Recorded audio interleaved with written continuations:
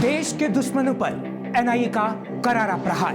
देश के दुश्मनों को एनआईए ने लगाया ठिकाने। पूरे साल जारी रहा एनआईए का ताबड़तोड़ एक्शन। 2023 भारत के लिए शानदार रहा क्योंकि 2023 में आतंक पर जमकर प्रहार किया गया और एनआईए ने देश के दुश्मनों के खिलाफ शानदार काम किया, जिसने देश के दुश्मनों को ठिकाने लगा दिया। नमस्कार, मैं हूं आपके साथ हर्ष भारद्वाज। आप देख रहे हैं श्रेष्ठ भारत।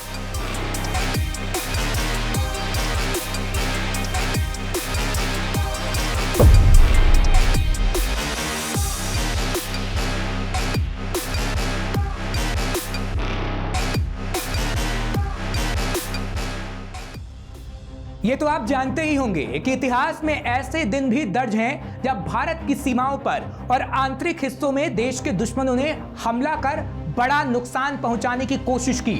इसके बचाव के लिए देश में कई एजेंसियां काम कर रही हैं। उन्हीं में से एक है एनआईए।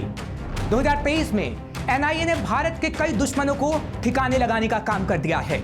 राष्ट्रीय जांच एजेंसी एनआईए ने साल 2023 में बेहतरीन काम किया।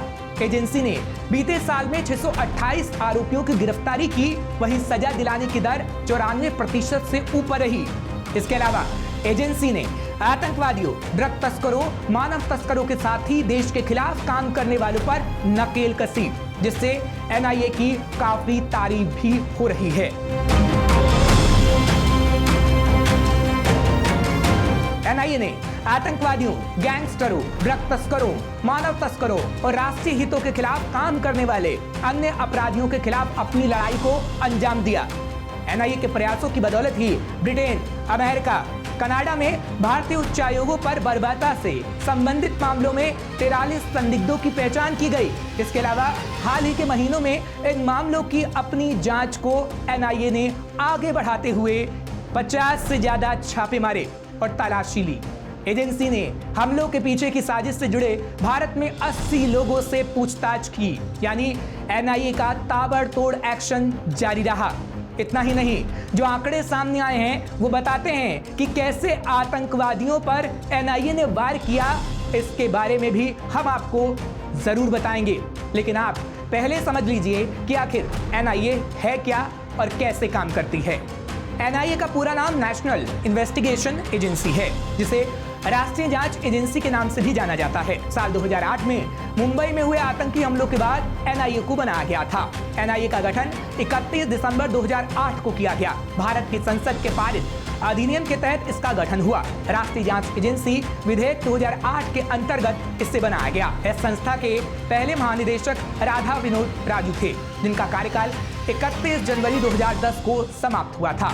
एनआईए का काम देश में आतंकवादी गतिविधियों को रोकना, भारत में आतंकवाद को समाप्त करना है। भारत सरकार से इस संस्था को कई विशेष अधिकार मिले हुए हैं। इसमें आतंकवादी गतिविधियों में संलिप्त पाए जाने वाले लोगों पर ठोस कार्यवाही करना, उनकी संपत्ति तक सीज करना और उस व्यक्ति या संगठन को आतंकवादी घोषित करना है। इस संस्था के अंदर राज्य सरकार को हस्तक्षेप करने का कोई अधिकार नहीं है। इस राष्ट्रीय जांच एजेंसी का मुख्यालय नई दिल्ली में है। हैदराबाद, गुवाहाटी, कोच्चि, लखनऊ, मुंबई, कोलकाता, जयपुर, जम्मू में इसकी क्षेत्रीय शाखाएं हैं।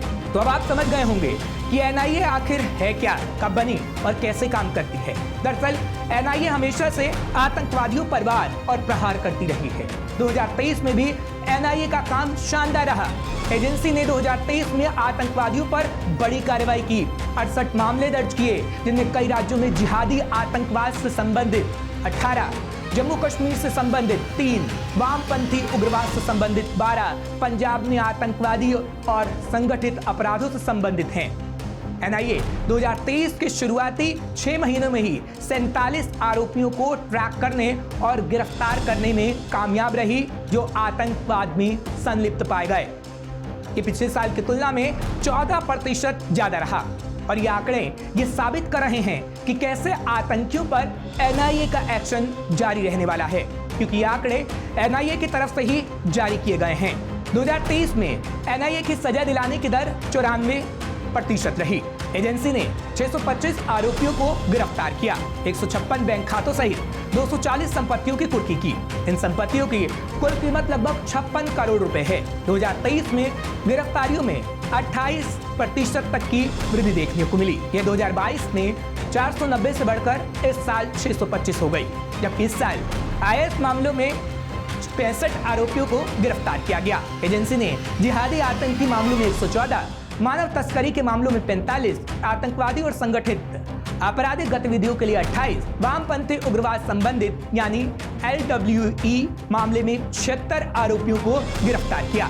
तो ये आंकड़े दुश्मन देशों को बता रहे हैं कि अगर भारत के खिलाफ कोई गुस्ताखी की तो उसका अंजाम सही नहीं होगा, क्योंकि NIA दुश्मन देशों को सबक सिखाने का काम कर रही है। इतना ही नहीं, 2023 में NIA की तरफ से 6 व्यक्तियों मोहम्मद अमीन खुबैब, अरबाज अहमद मीर, डॉक्टर आसिफ मकबूल डार, अर्शदीप सिंह गिल, हरविंदर सिंह संधू और लखबीर सिंह लांडा को व्यक्तिगत आतंकवादी के रूप में नामित किया गया। इसके अलावा NIA की सिफारिश पर 4 आतंकवादी संगठनों the resistance force TRF, people's anti fascist front PAFF, Jammu और कश्मीर गजनवी फोर्स JKGF और खालिस्तान टाइगर फोर्स KTF पर फिर से प्रतिबंध लगा दिया गया। तो अब आप पूरी तरीके से समझ गए होंगे कि कैसे आतंकवादियों पर प्रहार हमेशा से NIA करती रही है। दरअसल NIA की स्थापना साल 2008 के मुंबई आतंकी हमले के बाद हुई थी। इसके बाद से ही यह आतंकवाद के खिलाफ जंग में भारत की सबसे बड़ी एजेंसी के तौर पर उभरी है।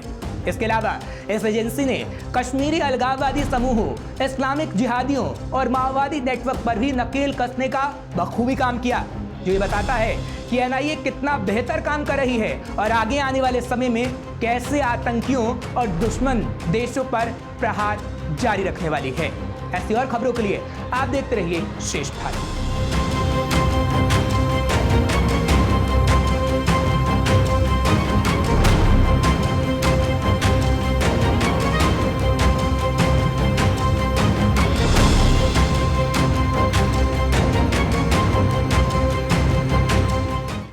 श्रेष्ठ भारत पर खबरों से जुड़े रहने के लिए चैनल को सब्सक्राइब करें, बेल आइकन दबाएं और देखते रहें श्रेष्ठ भारत।